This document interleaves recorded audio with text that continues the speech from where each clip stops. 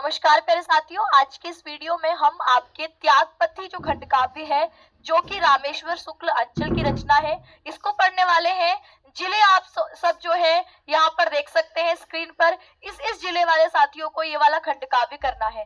सबसे पहले हम त्यागपथी का सारांश पढ़ेंगे और देखेंगे कि पेपर में प्रश्न आपके आता है तो आपको लिखना कैसे है।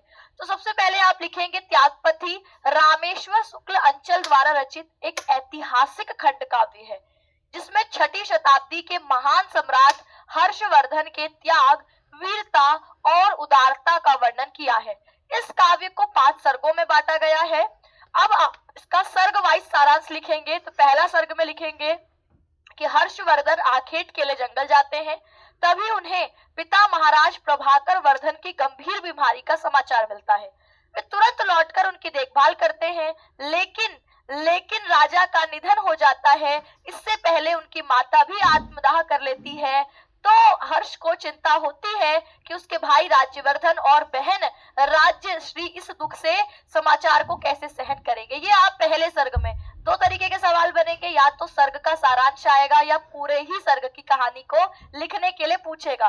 तो सबसे पहले हमने पहले सर्ग का बताया, 5 सर्ग है। दूसरे सर्ग की कहानी देखेंगे क्या हुआ कि राज्यवर्धन माता पिता की मृत्यु के बाद वैराग्य लेने का निर्णय कर लेते हैं, लेकिन जो बहन राज्यश्री है इसकी दुर्दशा की खबर पाकर वे युद्ध करने निकल पड़ते हैं। वे मालगांव के राजा को हराकर लौटते समय गौर नरेश शशांक द्वारा धोखे से मारे जाते हैं। हर्ष को यह समाचार मिलता है तो वो सेना लेकर शशांक पर चढ़ाई करने निकलते हैं। इसी बीच उन्हें पता चलता है कि उनकी बहन राजश्री जंगल में आत्मदाह करने जा रही है। हर्ष समय पर पहुंचकर उसको बचा लेते हैं।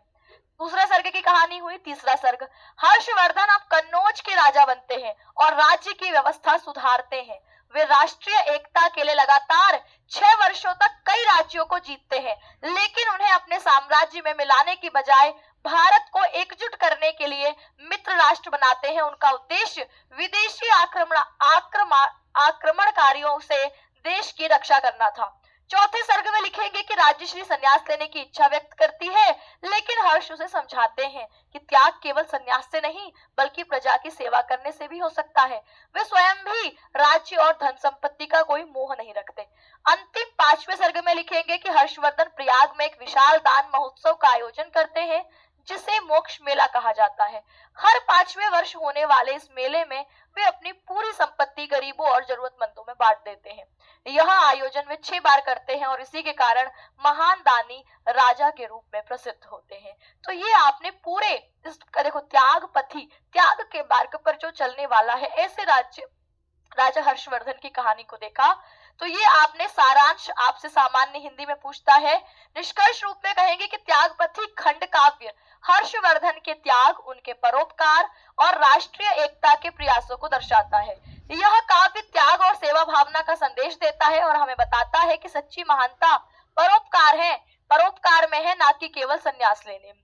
अब इसकी समीक्षा जो साहित्यिक हिंदी वाले बच्चों को लिखनी होती है, सबसे पहले कथावस्तु लिखेंगे कि त्यागपथी खंड काव्य की कथावस्तु सम्राट हर्षवर्धन के जीवन पर आधारित है।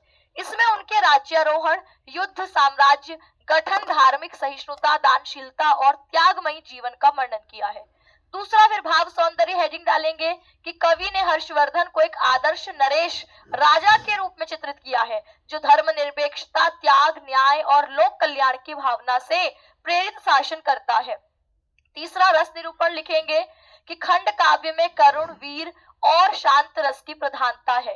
करुण रस राज्यश्री के जीवन में दुखों के माध्यम से, वीर रस युद्ध प्रसंगों में और शांत रस हर्ष के नीति निर्णयों में हमें व्यक्त होता है।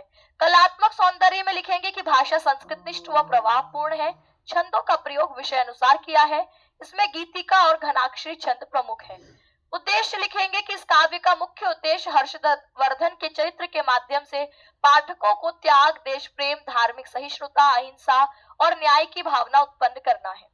ठीक है, इसमें आप 4-5 पॉइंट लिखते हैं, काफी होता है क्योंकि 5 नंबर का ही सवाल है। तो अंत में निष्कर्ष लिख दें कि त्यागपति ऐतिहासिक पृष्ठभूमि पर आधारित एक उत्कृष्ट खंड काव्य है, जिसमें न केवल सम्राट हर्षवर्धन के जीवन को प्रभावशाली ढंग से दिखाया है, बल्कि मानवीय मूल्यों और आदर्शों को भी उजागर किया है।